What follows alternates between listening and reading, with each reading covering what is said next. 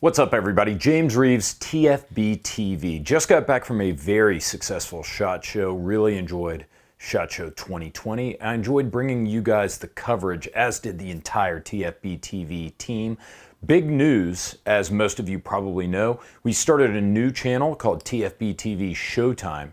So if you're watching this video on TFBTV on our main channel with like 750,000 subs, bear in mind we've got a sub-channel, Showtime, which did pretty well. We've got, like, in the week of SHOT Show, we've already gotten over 20,000 new subscribers, but I know more of you want to see wall-to-wall SHOT Show coverage. So we're gonna have about 100 videos, maybe more, from SHOT Show, and we're gonna be bringing you more videos from like NRAM, EWA, TriggerCon, so on throughout the year. So make sure you go over there and subscribe.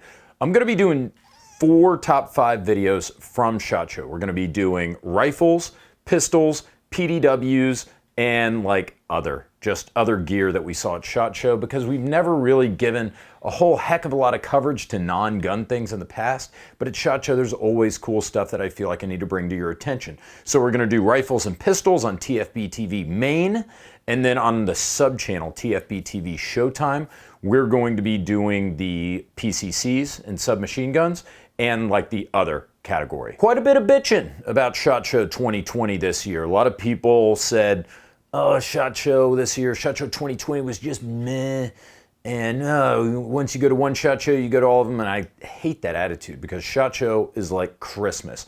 Now, I will give you the fact that manufacturers, they see that you can get lost very easily in SHOT Show, that your new guns can kind of get lost in the mix. So they've been launching new guns earlier and earlier and earlier. Glock's been doing it for a long time, announcing guns in December and January like they did with the Glock 44. You had H&K announcing the SP5 in December. You had Smith & Wesson, Springfield, Colt. Everybody announcing their big launches well in advance of SHOT Show. So that's a thing that you don't want to lose sight of. Remember that manufacturers are turning stuff out. So it isn't that SHOT Show is becoming less exciting. It's more that manufacturers are making SHOT Show less exciting because they're announcing all their stuff in advance, and that's fine, you know, whatever. Good business strategy as far as I'm concerned, but it leaves a lot of us that are big SHOT Show enthusiasts hanging a little bit. But there's still cool shit. There was still cool shit, so let's everybody relax. I'm gonna go over them with you. We're gonna talk about the top 5 best pistols from SHOT Show 2020. So the patent has more or less expired on the Gen 3 Glock. This gun was introduced in 1998, 1999, thereabouts. Pop quiz, what movie did it first appear in? In 1999, it was The Matrix. That's the first time you saw a Gen 3 Glock on film. So the patent's expired, so everybody's cranking out shamelessly Gen 3 Glock clones, and that's cool. You know, that works out well for everybody here. You have Full Conceal, they did a Gen 3 Glock clone. You've got Zev with the OZ9, you got Polymer 80, tons and tons and tons of people. And there were a few Gen 3 clones that I actually put on the list this year, including the Culper Precision Atomic 6. Bit of a Gucci Glock. Now you guys know I'm a Glock guy, you guys know I'm a concealed carry guy. This is a Glock 19, but carbon fiber, right? That makes it cool, right? I don't even really like carbon fiber that much. What I like is that this is a Glock 19 that weighs like 15 ounces. That's as much as a 5-shot Smith & Wesson Airweight J-frame in 38 Special. But instead, you're getting 15 plus 1 rounds of plus P plus 9mm in a very concealable and extremely lightweight package. I know, James, it costs $2,000. Well, sorry you're poor. No, I'm kidding. Obviously, $2,000, doesn't matter how much money you have, is a little steep for basically a Glock, right? But a lot of people will pay that premium to get the premium build quality that you get with the Atomic 6. You get an Apex trigger in there, you get great sights, you get RMR capability, and you're getting a gun that weighs like 8 ounces less than the Glock 19. So I can see where the money goes.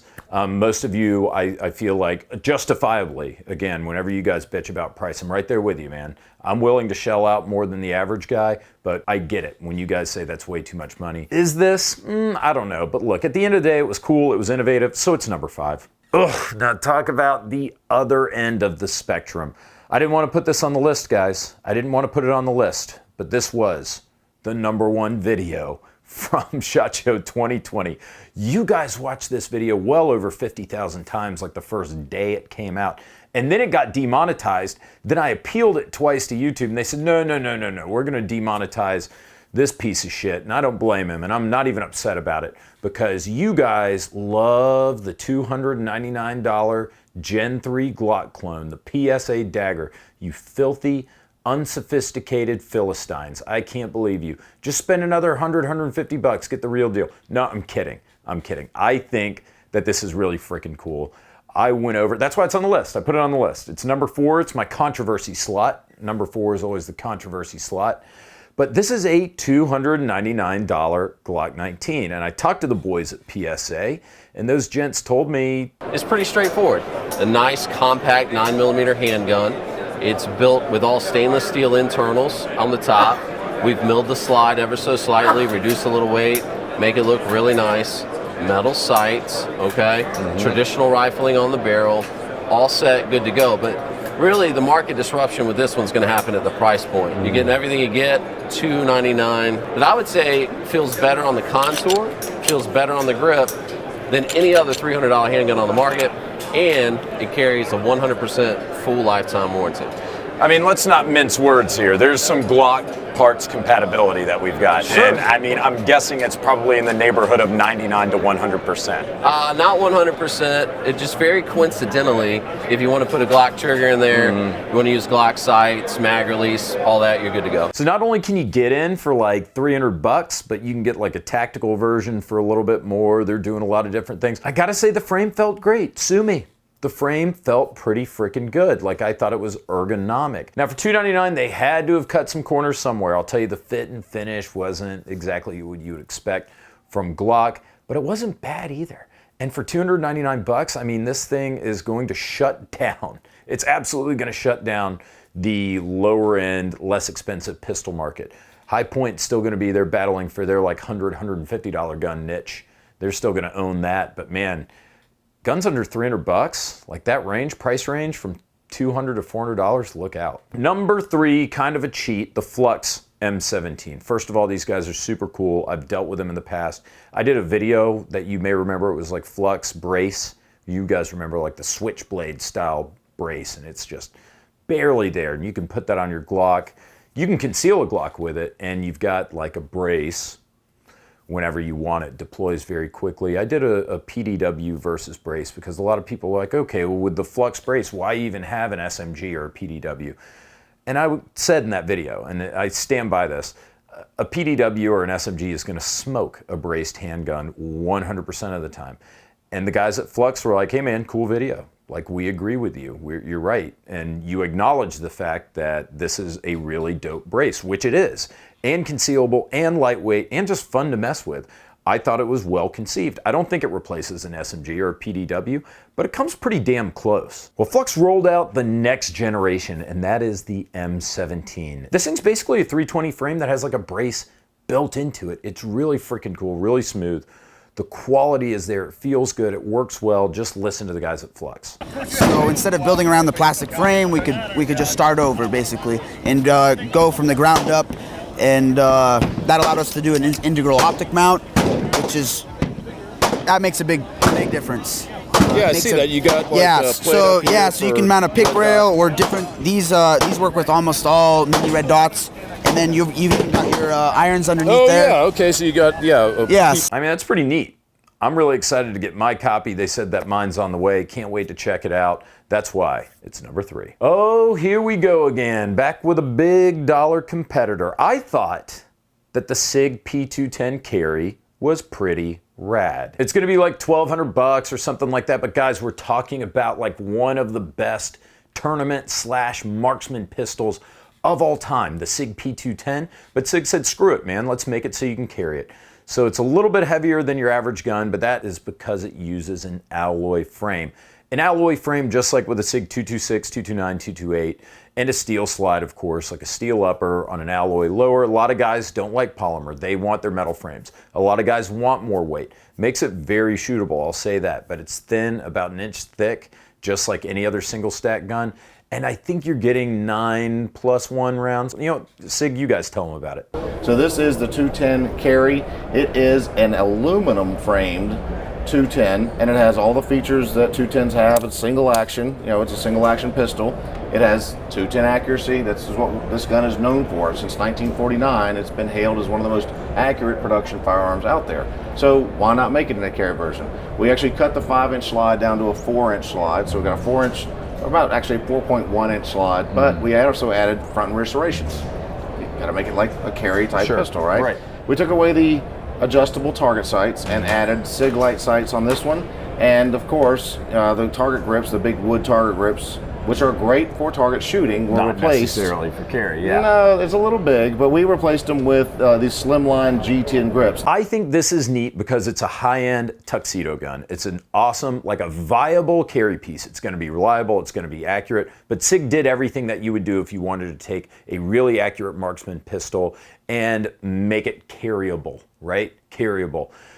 Think about like high-end 1911s, like Kimbers and stuff like that. They cost well over this. This would appeal to those guys that don't want a 1911. They want a different design, something reliable, you know what I'm saying? But you want that single action only, cocked and locked carry with that smooth, crisp trigger. You guys already know what I'm gonna say for number one. You guys know what it is, the Laugo Alien. Those boys. They brought over quite a gun. Everybody's been seeing it. I never thought it was gonna come over to the US, but Lancer, they put their big boy pants on, they approached these guys and they said, hey, let's do it. Let's import the Laugo Alien. So it's on the way, it's happening, it's real. If you don't know what the Laugo Alien is, just to briefly summarize, essentially they took the recoil assembly barrel, flipped them. So you've got the barrel underneath the recoil assembly. It allows the barrel to be an inch lower. Guys, recoil is virtually non-existent. If you've shot a Chiappa Rhino, you've shot it in .357, similar principle, but in a revolver format, where you've got the barrel lower. It's firing from the bottom chamber of the cylinder rather than the top. When you fire .357 through a Rhino, it feels like you're shooting .38 Special. I can say you get a similar reduction whenever you shoot 9mm out of the Laugo Alien. Check it out. So the first functional Alien, as you see it now, was in 2015, and before that there were some tries and some functional pistols which featured just one of the features, not all of them in one package. The system was be finishing on the 2015, and after then we working about the design, about the ergonomy of the gun, about the mag, because this was be very hard question is about the mag, because normally when you have a barrel upstairs you have a longer mag and the different Ankle. and the different angle for our magazine, because when you see here's the barrel, and when you're opening the gun, I show you in the moment.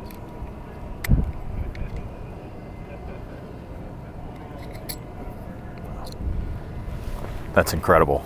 I can't believe it. I mean, just seeing it, like, I can't believe it. It makes sense when you see the recoil system, how it rides over the barrel. It makes sense, but I just can't believe it's real. Boom, there it is. Top 5 guns, SHOT Show 2020 handguns. I think that these were pretty cool, right? I mean, a lot of people again said, this was just an SHOT Show year. I thought those were all pretty cool. I mean, you have to admit, like the Dagr, $300 Glock, that's gonna be really neat. The Laugo Alien, yeah, it's gonna be $5,000. That's the big problem, isn't it? Ooh, gonna be 5G, but still, pretty cool release. I mean, you had the Colt Python there, which I know people have had QC problems with that first batch. Hopefully they get that worked out. Full Conceal making their own $5.99 folding Glock. I mean, there was some cool stuff there. There was stuff to celebrate. It was not too hard to make a list of 5. These are the ones that I thought were the best. I hope you agree. Guys, I hope you enjoyed the coverage. Thanks to Davidson's for being our sponsor for TFBTV and TFBTV Showtime. Go to Showtime, check us out, subscribe, stick around, more videos on the way. Take care.